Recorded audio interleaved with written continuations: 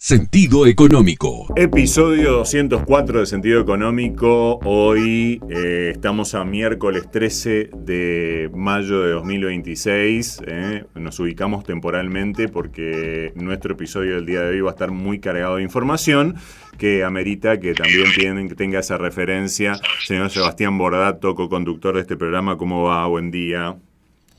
Buen día para todos. ¿Cómo les va? Desde Misiones para el Mundo, como siempre. Exactamente, vía satélite, como decían antes. Bueno, que no se nos caiga el documento. Arranquemos un poco entonces con lo que tiene que ver con nuestro sentido económico del día de hoy, que tiene muchas novedades porque tenemos que repasar muchas cosas que pasaron en el transcurso de estos últimos días, de esta última semana. Solemos hacer justamente el raconto semanal, ¿no?, de los acontecimientos que tienen que ver con el mercado.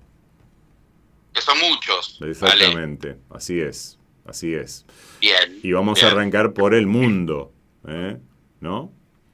Arrancamos por el mundo, que ahí tenemos un pequeño informe de nuestros amigos de Net Finance, ¿sí? Y vamos a contar que los precios al consumidor en Estados Unidos subieron un 3,8, se publicaron ayer, ¿no? Interanual, Ale, porque decimos 3,8 y nos suena medio a lo argentino. En la Argentina es mensual, acá claro. Estamos hablando interanual, ¿sí?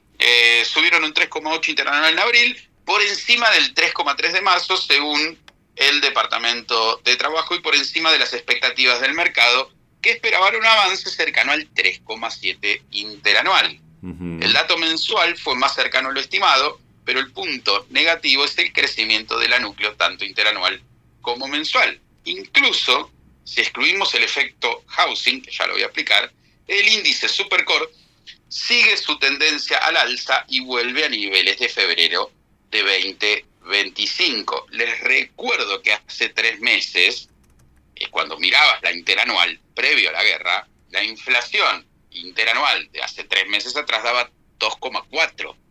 2,4. Es decir, que pasamos de 2,4 previo a la guerra al 3,8 actual.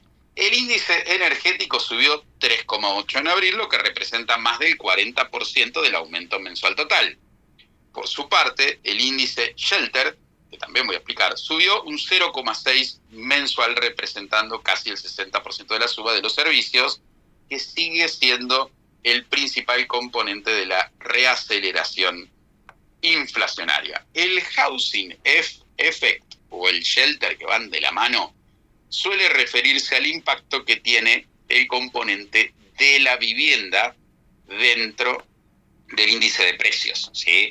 ¿Por qué el índice housing o el shelter es el componente más pesado en el CPI, en la inflación americana? Porque representa aproximadamente más de 1/3 del índice total, por lo que aunque bajen otros precios, como puede ser la energía, los bienes, los autos usados, si el shelter sigue alto, la inflación general tarda mucho en bajar. Para que se entienda, Ale, el housing es si yo tengo mi propia casa, pero la tuviera que dar en alquiler, ¿a cuánto estaría dispuesto a obtener esa renta? Entonces, analizan hasta ese componente en Estados Unidos. El impacto, sin embargo, va más allá del surtidor. Los economistas advierten que los precios no volverán rápidamente a niveles previos si Hormuz se normalizara. Las empresas suben precios con rapidez, pero lo bajan con lentitud, si lo sabremos nosotros.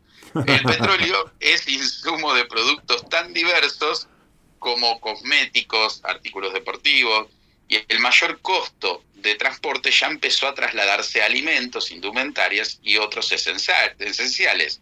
A esto se suma el factor técnico que infla la lectura de abril, la actualización semestral del Owner Equivalent Rent, que en octubre quedó en 0 por el cierre del gobierno. Vuelve a incorporarse este mes y agrega presión a la núcleo.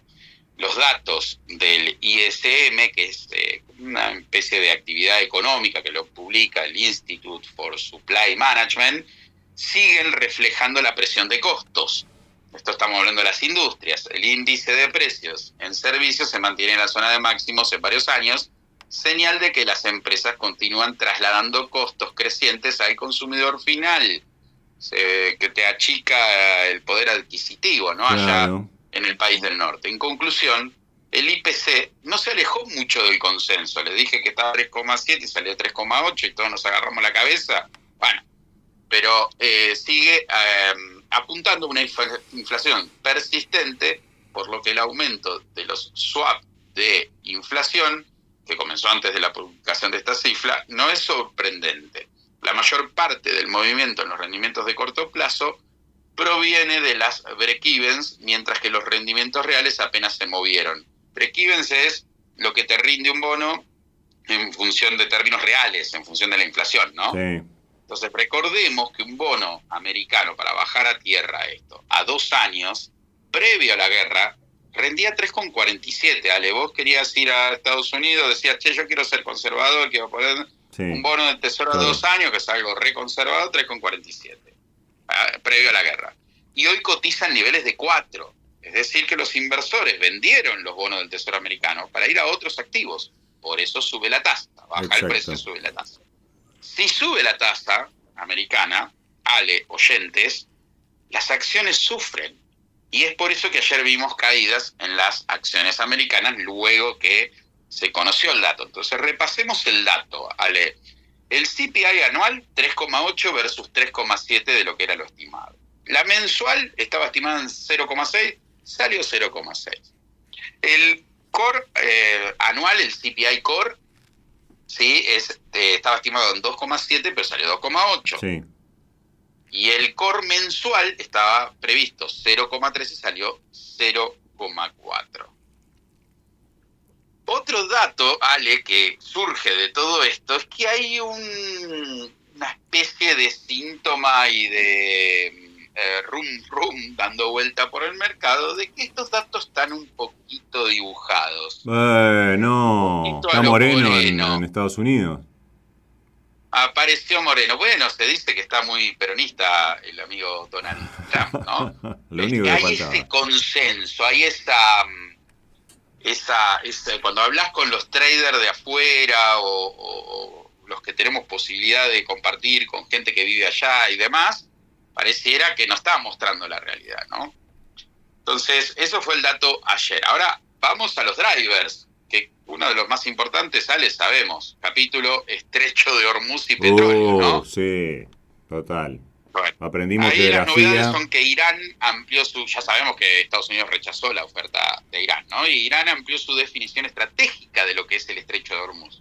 Ya no como un paso angosto, sino como una zona operativa mucho más amplia, de hasta 200, 300 millas, esto lo contó Reuters en el día de ayer. Es clave porque Hormuz pasa una parte enorme del comercio mundial del petróleo y del gas. Y la tensión ya deriva en que el Brent ayer volvió a subir, estaba en 107 más o menos por ahí, y el WTI rondaba los 101, y más o menos hoy abre un poco abajo en el pre-market, pero están ahí neutros, digamos. Hoy que es miércoles 13 de mayo, así queda inmortalizado lo que digo. Sí.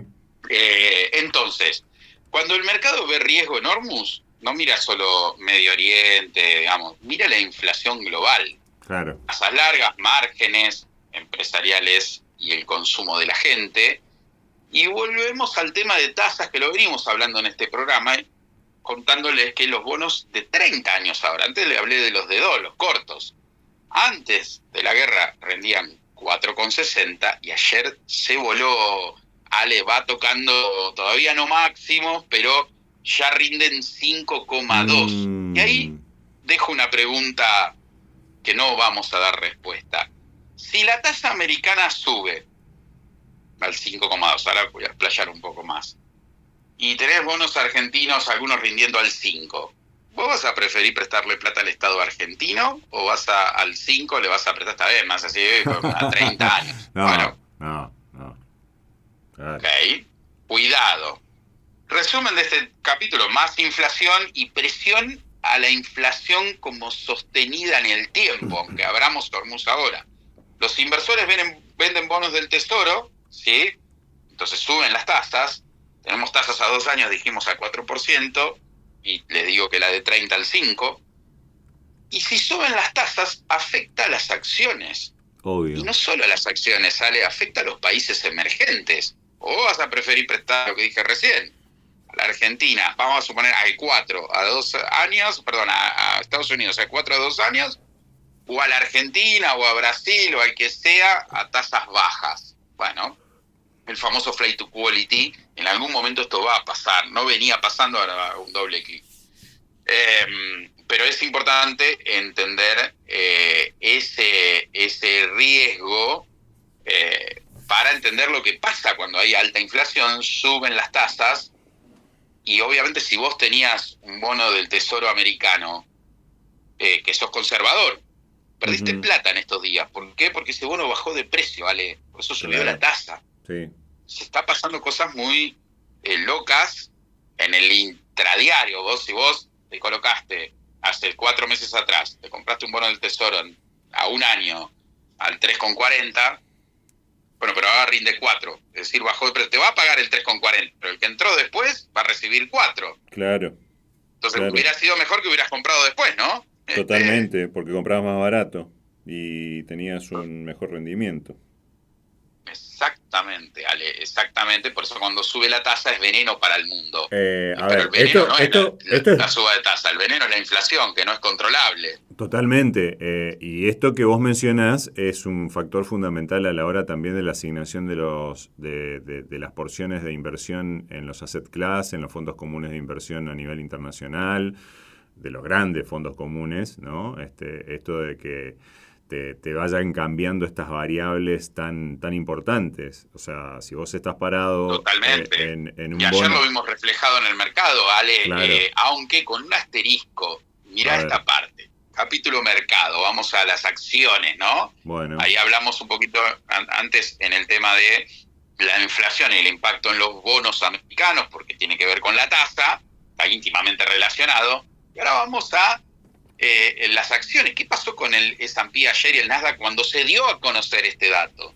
Bueno, el S&P ayer cerró prácticamente neutro, 0,16 abajo. Pero Ale llegó a estar, yo lo vi en un momento 0,60, 0,65 abajo, que para el S&P no es una baja menor, además veníamos con subas imparables, parecía que los árboles sí crecían hasta el cielo, sí. Y el Nasdaq, ya sabemos cómo venía, cayó 0,71, pero en un momento del día, en el medio de la rueda, Ale, yo voy a estar más abajo que 1,5. Es un montón para que sea el promedio. Ahora te digo la parte buena, impresionante la atracción que tiene el mercado americano, porque fíjate lo que recortó, de 1,5 a cerrar a 0,70. La mitad. Es increíble, ¿no? Mucha disparidad, Ale. Lo vimos el otro día, no sé, a ver, no es una de las 7 magníficas, pero pudimos ver Mercado Libre, porque estamos en temporada de balance, sí. Y ya salió en todo lado, no voy a decir ninguna novedad, pero Mercado Libre se desplomó, producto de que facturó muchísimo más. Factura 4 veces más que hace unos años atrás, en términos de dólares, facturó 49% más en términos interanuales, pero bueno, cayeron los márgenes, de 12 a 7 o de 13 a 7, y esto el mercado para mi gusto, lo sobrecastigó, sí. Pero es lo que está pasando. Cuando vos tenés valuaciones muy altas, con RSIs, que ayer subí un posteo sobre lo que es el RSI. Está muy bueno, mírenlo en Instagram, a Seba Bordato, claro, lo que es RSI. La presión a la suba, que tiene un papel, o la volatilidad, o qué sé yo, cuando cotiza por arriba de 70, y todas las 7 magníficas, los semiconductores sobre todo, subieron tanto, Ale, que están en RSI de 85, no quiere decir que van a caer, pero sí estamos en un mercado muy sobrecomprado. Entonces te sale una noticia de estas y obviamente le va a pegar. Y expliquémosle al hombre común o al empresario por qué cuando sube la tasa, traspolémosla a la Argentina. ¿Qué pasó el año pasado cuando subió la tasa? Creció la morosidad, vos preferís poner la guita a laburar al 150% que ponerla en tu empresa, que va a riesgo, en tu emprendimiento, se achica la economía, obviamente todos prefieren hacer, no sé, plazo fijo y no economía real. Entonces la suba de tasa enfría la economía, salen los capitales de los emergentes, que dicho sea de paso, eso no pasó en el peor momento de la guerra. Brasil subió un montón, Argentina se perdió el tren, pero por lo menos no bajó. ¿Y por qué pasa eso? Y porque somos exportadores de petróleo y el epicentro está ahí. Entonces, como cierre de este bloque, si querés, internacional, con el dato de inflación, hay 3 mensajes que nos deja esta situación. Inflación mucho más resistente, petróleo como riesgo geopolítico central y tasas largas otra vez en una zona incómoda, Ale. Y en este contexto las acciones tecnológicas siguen siendo las más sensibles. Sería lógico que si suben las tasas, caigan. ¿Por qué? ¿Qué es lo que le critican a veces? Viste que al mercado le criticamos de todo a las empresas tecnológicas, entre ellas a veces, si se exceden en la inversión en CAPEX, es decir, en esta inversión que no sabes cómo les puede ir el año que viene con toda esa inversión que hacen, y son multimillonarias, pero ahora el mercado parece que, no, dame más. Hace unos años atrás a Meta, me acuerdo, la castigaron porque invirtió un montón de guita y hundió un montón de plata en CAPEX, y resulta que ahora te castigan si no invertís en CAPEX. Sí, totalmente. Bueno, pero depende de la cara del cliente. Mercado Libre también tiene una, una reinversión importantísima. Y bueno, sufrió lo que sufrió, ¿no? Pero bueno, estamos hablando de otro rubro. Acá estás vos mencionando las más tecnológicas y bueno, y todos los que, por ejemplo, están trabajando sobre inteligencia artificial, por dar un ejemplo, ¿no? Y están teniendo mucho CAPEX ahí. Así también, en el comienzo del año, medio que cuando se miraba un poco todo esto, había quien hablaba de la burbuja, ¿no? O sea, el discurso va cambiando y los temores un día son unos y otro día son otros, en definitiva, también en el mercado. Así que bueno, las lecturas son diversas. Pero bueno, te interrumpí, no sé si te quedaba algo como para rematar también. No, me parece que en plano internacional estamos ahí cubriendo un poquito todo lo que viene pasando, ¿no? Bueno, yo te quiero contar de que Grupo IEB, empresa líder en el mercado financiero brindando soluciones de financiamiento a individuos y empresas, está apoyando también este espacio. IEB, agente de liquidación y compensación y agente de negociación integral, matrícula CNB 246. Net Finance, que acompaña el crecimiento de las inversiones personales y el financiamiento PYME, optimizando los flujos de caja desde el litoral y con presencia en todo el país. Net Finance, agente asesor global de inversión, matrícula CNB 1158. Necesitamos a la gente de Research de Net Finance aquí en nuestro espacio próximamente. Ya dejamos también inmortalizado el pedido de audiencia. Transporte Goichi, transporte de media y larga distancia para cargas generales, paletizadas, bebidas y contenedores en todo el norte argentino y Buenos Aires. Tiene su casa central en Corrientes 41, Leandro Nalem, aquí provincia de Misiones, y nuestros amigos de Fontana Lubricentro que levantan la bandera de que mantener tu vehículo en condiciones es un disfrute. Buscan tu auto y lo llevas vos. Tenés a tu servicio una sala de espera con todas las comodidades para vos y para tus chicos, así que podés tranquilamente venir a disfrutar de un hermoso lugar como es la provincia de Misiones, venir a pasear, y si justo te toca el service, encima tenés la oportunidad de caer acá y de venir a Fontana Lubricentro en Libertad y Neuquén, aquí en la ciudad de Oberá, provincia de Misiones. Si te parece, le metemos con todo al frente local, un poco, a bloque nacional. Vamos, que cargadito, ¿no? Que te viene cargado porque, bueno, la semana viene cargada también, en este caso por 4 temas principales. Tenemos hoy nueva licitación de deuda en pesos, la evolución en pesos y en dólares en realidad también, la evolución de las reservas, la baja de la inflación en la ciudad de Buenos Aires. Recordemos que bueno, esta semana también tenemos IPC nacional, mañana, jueves, por eso reiteramos lo de la fecha, porque esto lo van a estar escuchando tal vez a destiempo nuestros oyentes de Spotify, los que nos están escuchando en vivo lo están escuchando en el momento. Estamos en la mañana del 13 de mayo grabando justamente este nuevo episodio de Sentido Económico. Bueno, y el movimiento de bonos, acciones y también el riesgo país, haciendo una especie de raconto, ¿no?, de lo que fue pasando a lo largo de la semana. Siempre hacemos el corte de martes a martes para no distorsionar, por ahí a veces le metemos un poquito de lo que es pre-market, pero bueno, en particular en lo que tiene que ver con lo nacional, el Tesoro comunicó en cuanto al tema de la licitación las condiciones para la licitación de deuda de pesos que está prevista para hoy. El menú incluye un instrumento a tasa fija, la S30-S6, 2 bonos ajustados por SER, el TZXY7 y el TZXS7. Está jodido el tema, para que lo entiendan, ahora lo voy a explicar. 2 bonos duales SER-TAMAR también. Así que, bueno, en lo que tiene que ver con la curva SER, salen los nuevos que mencioné recién. Reitero los nombres para que más o menos tengamos en cuenta, y acá quiero que me digas exactamente a dónde está ubicado el mes y el año. TZXY7 y TZXS7. Me hace acordar a la Coupé Sierra, ¿viste? O la Coupé Sí, Fuego. claro. Tenían unos códigos así, ¿no? Sí, La medio SR24, raro. no sé. Bueno, hay una No, pero- letra que es el mes y el número que es el año, ¿verdad? Exacto.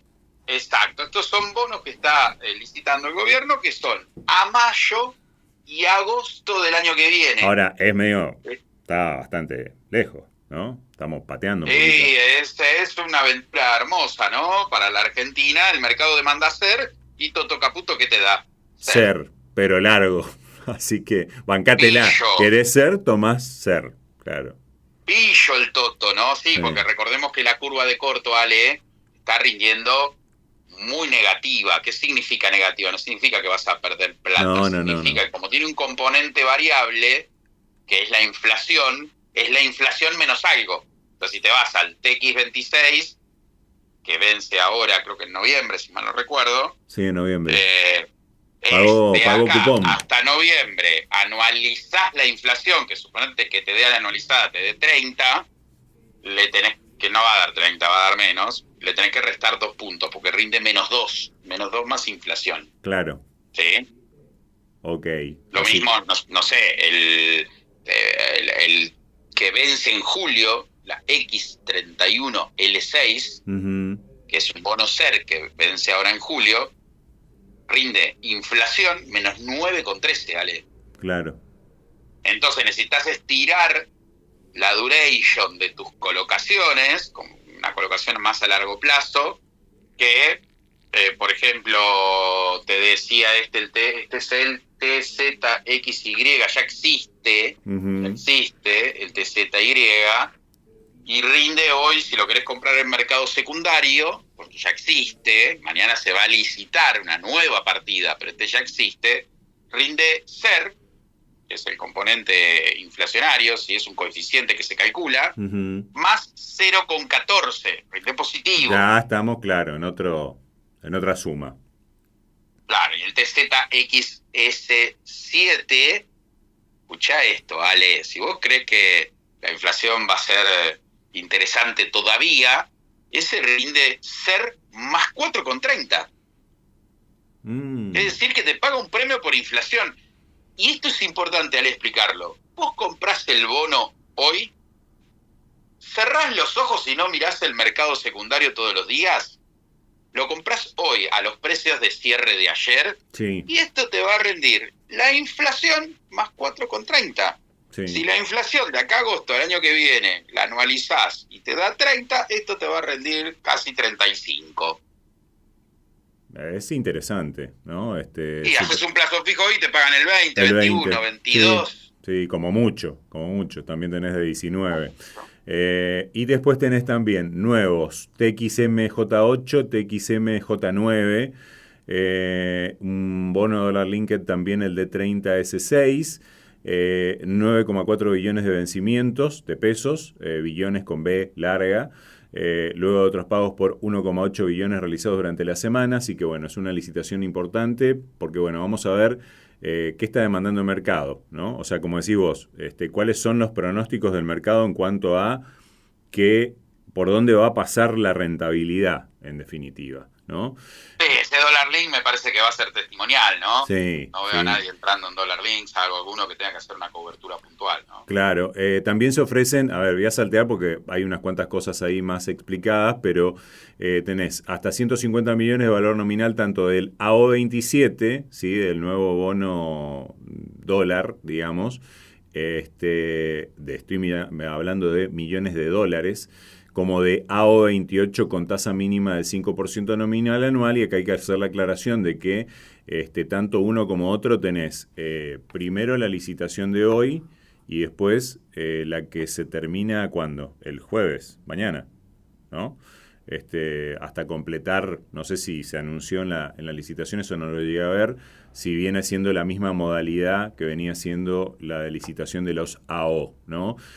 Pero acá también hay que aclarar de que el AO27 rinde 5,81%, y el AO28, que sale afuera del mandato de este gobierno, rinde 8,96%, y ahí está el famoso riesgo electoral implícito en esa tasa y en ese rendimiento, ¿no? Porque, bueno, claro. El AO27... Interesante, ¿no? O me coloco al 5,81 en dólares, recordemos que es en dólares y que te pagan mensualmente la renta, es un alquiler, es un alquiler de una casa. Sí.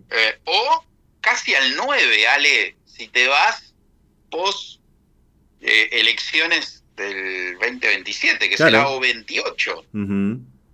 Totalmente. Linda tasa, ¿no? Linda tasa. Casi 9% en dólares, te paga mensualmente. ¿Qué sé yo? Es para pensarlo. O sea, a ver, son decisiones que cada uno toma en función, como decimos siempre, del perfil de riesgo y de cuál es el horizonte de inversión de cada uno, ¿no? Así que bueno, esa es la diferencia. 5,81, o sea, tenés una diferencia entre un bono y otro de casi el 3%, que es un montón. Riego Cuca te diría Toto, que ahora explicó que una cosa es lo que él piensa y otra cosa es lo que piensa el mercado. Claro. Él dice que no hay riesgo Cuca, pero dice, entiendo que el mercado piensa otra cosa, porque un periodista ahí lo increpó, que le dijo, te estás contradiciendo, decís que el riesgo Cuca es 0, y después hablas de que el riesgo Cuca hace que los bonos rindan más. Entonces le explicó y le contestó al periodista, y está bien lo que le explicó, porque le dijo, flaco, escúchame cuando hablo, yo estoy diciendo lo que yo pienso. Para mí no hay chance de que vuelva el kirchnerismo, pero bueno, el mercado está viendo otra cosa. El riesgo Cuca existe, dice él, yo no lo veo. Y tiene esta medición, o sea, tiene un porcentaje. Dato. Ahí está. Dato. Exactamente, o sea, no es que lo pensamos, no es que tiramos, no es que digamos, el riesgo está, por algo rinde, un año más de duration, y ¿cómo vas a tener 3-4 puntos de spread? No tiene lógica. El guaso. ¿Cuánto decíamos que había de spread entre los bonos cortos y los bonos largos de Estados Unidos? Para dar un ejemplo, simplemente. 1%, y es una tragedia, o sea, claro. Es una curva súper empinada, o sea, los de 2 años rinden 4 y los de 30 años rinden 5. 30 años. Sale. Sí, o sea, una vida, generaciones. Una vida. Directamente. Exacto. Bueno, Banco Central sigue comprando divisas, viene acumulando compras por más de 400 millones en lo que va del mes de mayo, incluyendo una operación de un día de 136, que estuvo bien, la más alta del mes hasta ahora. En el año el saldo comprador está pasando los 7.600 millones de dólares, lo cual también es positivo en función de los vencimientos que se vienen por delante y toda la arquitectura que viene diseñando el Tesoro a la hora de hacer frente del Banco Central a las obligaciones que se le vienen encima. Las brutas están en torno a las reservas a 46.056 millones según el cierre del día de ayer, que tuvieron un incremento ayer justamente de 105. Así que bueno, una cosa también es cuánto compra el Banco Central en el mercado cambiario y otra es el nivel de reservas brutas, y otra distinta es la posición neta que descuenta pasivos y obligaciones. Para el seguimiento diario, el dato relevante fue que el Banco Central siguió comprando y que las reservas brutas se mantuvieron por encima de los 46.000 millones, ¿no? Así que bueno, eso en cuanto a reservas. Si querés agregar algo antes de que pasemos al tema IPC. Criticado el gobierno un poco porque había desacelerado esas compras, volvió a poner... Pasa que eso tiene mucho que ver con el flujo, el gobierno sabe Digo, somos hijos de... Acá el problema no es hijos del rigor, No. por la duda. Sí. Dije hijos y me frené. No, claro, sí.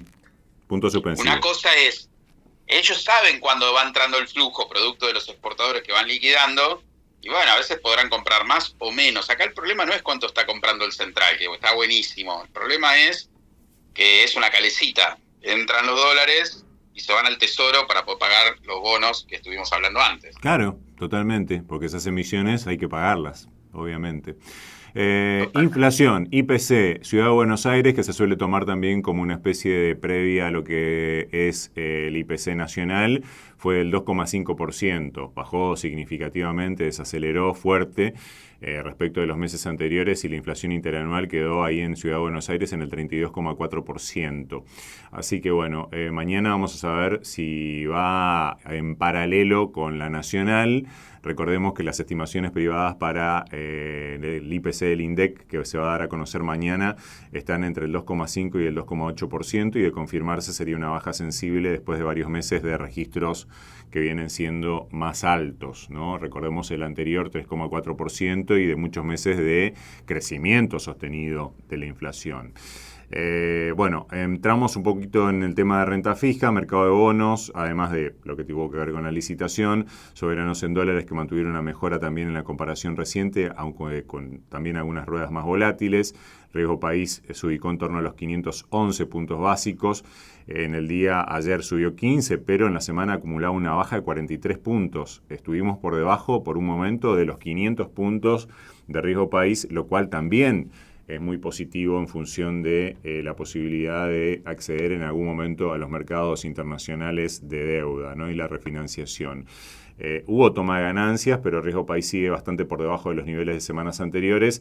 Recordemos que en esto también colaboró la mejora de la calificación de la consultora internacional Fitch, que le mejoró la categoría de la deuda argentina, y esto ayudó a sostener el clima en la deuda argentina, mientras que, bueno, por el lado de la renta variable, el Merval mostró una dinámica más irregular, venía de ruedas positivas, después tuvo retrocesos en un contexto internacional más complicado también, con presión sobre tecnológica, suba del petróleo, mayor cautela global. Así que bueno, lo de Mercado Libre ya lo mencionamos, ya no es nuevo, así que lo vamos a dejar de lado, pero también hubo movimientos relevantes en energía, porque hubo algunas novedades. También sigue siendo el tema energético una cuestión fundamental. Por ejemplo, una empresa que trabaja sobre también el yacimiento de Vaca Muerta, que es Vista, informó que va a aumentar su producción, va a alcanzar más de 160.000 barriles diarios equivalentes, con inversión de 1.800 millones de dólares. El sector energético quedó favorecido por todos los acontecimientos internacionales, el conflicto bélico, el bloqueo sobre el estrecho de Hormuz, la tensión geopolítica vinculada a Irán. Esto impulsó las petroleras, aunque también le agregó presión al panorama global de inflación y de tasas, como vos muy bien mencionabas anteriormente. Y en materia económica también volvió a aparecer el debate, o más que nada los anuncios del super RIGI, porque el gobierno estima que este régimen, que, otra vez con el RIGI, va a decir la gente, en realidad este super RIGI es un poquito distinto al RIGI anterior, el régimen en este caso de incentivo a las grandes inversiones. ¿Por qué? Porque en realidad está orientado a que sean empresas reales que le presten servicios a las empresas que entren en el RIGI. Es una especie de efecto dominó, por decirlo de una manera. Pero empresas reales que le presten servicios a las empresas que van a hacer inversiones a través del RIGI. Cree el gobierno que podría esto atraer inversiones por entre 20.000 y 30.000 millones de dólares, y apuntado específicamente a los sectores que ya vienen haciendo diferencia, que siempre lo hablamos últimamente, que son energía, minería, infraestructura, con beneficios que son superiores a los del RIGI. Retenciones en 0% y tope de ingresos brutos del 0,5%, o sea que acá también tiene que haber una especie, digamos, de línea de continuidad entre los distintos estamentos del Estado, ya sea nacional, provincial y municipal, ¿no? Así que bueno, Argentina necesita inversiones de largo plazo que generen dólares genuinos, por eso esto aparece como una herramienta clave. Así que bueno, el frente de acciones estuvo volátil también, ya mencionábamos también algunas situaciones puntuales y bueno, acá los próximos datos a seguir son el resultado entonces de la licitación del Tesoro que vamos a tener hoy, el IPC nacional de abril, cómo continúa el tema de compra de reservas, evolución también de riesgo país, así que bueno, más o menos en general un pequeño pantallazo por lo que vino siendo la semana hasta acá, entonces, del mercado también a nivel nacional y algunos temas económicos. Seba, así que bueno, si querés hacer algún apunte también ahí al finalizar. No, ¿cuál es tu cartera? ¿Cuál es tu cartera? ¿Cómo te gusta? ¿Cómo te gustaría una cartera ideal hoy? ¿Te parás, cerrás los ojos y voy a empezar a invertir hoy? Mira, a mí me cargaban la otra vez, porque esto yo ya lo armé hace un tiempo largo. Estás a full con Argentina, me dijeron. Pero más que nada en renta fija y con yo estoy tranquilo en ser por ahora, digamos, pero no me ato concretamente a un instrumento, pero realmente hay bonos que vienen teniendo un acumulado desde que se armó la cartera, calcularle alrededor, o sea, y esto no es, por favor, me voy a hacer el Mariano Talor. Esto no es sugerencia de inversión, claro, no es sugerencia de compra, ni es ninguna garantía, pero ponele, armado hace 5 o 6 meses, hay bonos que vienen acumulando un rendimiento de alrededor de un 18%, más o menos. Claro, lo que pasa es que el dólar está planchado, Ale. Claro. Y Argentina en ese sentido, sea Bonocer, sea Tamar, sea Badlar, sea de lo que sea en términos de pesos, sí, salvo los dólar link, que son pesos ajustados por tipo de cambio, tenés mega carry trade, que ahora se da una particularidad, no está tan fácil, porque lo que siempre decimos, hay bonos, incluso los plazos fijos, que rinden por debajo de inflación, entonces, pero ganás en dólares, porque si a vos un plazo fijo te pagan 18, 20, 21% anual y el dólar no se mueve, ganaste 21% en dólares. Claro. Pero si la inflación en dólares en la Argentina es del 30, es decir, ganás más dólares pero compras menos Coca-Cola, como decimos siempre. Claro, y ojo, que igual, por más de que también el dólar esté planchado, si vos, depende con qué, digamos, y en qué momento armaste la cartera, los CDRs también, digamos, tienen una porción, digamos, bastante protagónica en esa cartera. O sea, con alrededor de una asignación, ponerle sí, un no 15... por tipo de cambio. No por tipo de cambio. Están planchados. No, claro. Sino por todo lo que pasó. Que hay que tener cuidado porque los mercados americanos se volaron. Es decir, por primera vez en la Argentina el CDR está funcionando como CDR. Es casi como que estás comprando la acción en dólares. Tal cual. Y sufriendo la volatilidad propia del mercado americano. No tenés el efecto tipo de cambio porque el tipo de cambio está planchado. Así que si te anduvo bien la cartera de CDR es porque afuera las acciones subieron con toda la volatilidad que tiene y todo lo que mencionamos hoy. Así que como siempre para mí hay que diversificar. En el tramo de bonos hard dólar argentinos me gustan más los largos. Prefiero una O28 digamos al 9% anual que la curva corta argentina. La curva corta argentina rinde muy poco en un contexto desafiante internacional, sí. Sacándose a Argentina hace las cosas bien o mal, no tiene mucho para comprimir ahí. ¿Cuánto va a rendir un bono corto en la Argentina? Si 4 rinden en Estados Unidos, ¿cuánto pretendemos que va a rendir? 5 como rinden, bueno, ¿cuánto menos pueden rendir para que te suba fuerte el precio del bono? Entonces ahí tenés que tener cupones interesantes. Sí. Y en el tramo de Latinoamérica, bueno, hay que tener cuidado porque si las tasas suben en Estados Unidos, las tasas de los países emergentes pueden subir también. Uh-huh. Así que sería cauteloso con todos aquellos que estaban colocados en fondos. No sé si incrementaría esa posición hasta que se disipe un poco todo este tema. Por lo mismo que dije antes, si estamos hablando de renta fija, si te rendía 7, un fondo de Latinoamérica que tiene un gran componente de Brasil, Sí. bueno, quizás te empiece a rendir 8. Y si rinde 8, esperemos a que rinda 8 para entrar, ¿se entiende lo que digo? Total. Sí. Entonces, no está fácil decidir hoy para el inversor dónde entrar, entonces lo mejor es diversificar y es un buen momento para los fondos comunes de inversión también, para poder delegar en un tercero esa diversificación, ¿no? Muy bien. Así hemos llegado al final de un nuevo episodio de Sentido Económico. 204. 204, ahí.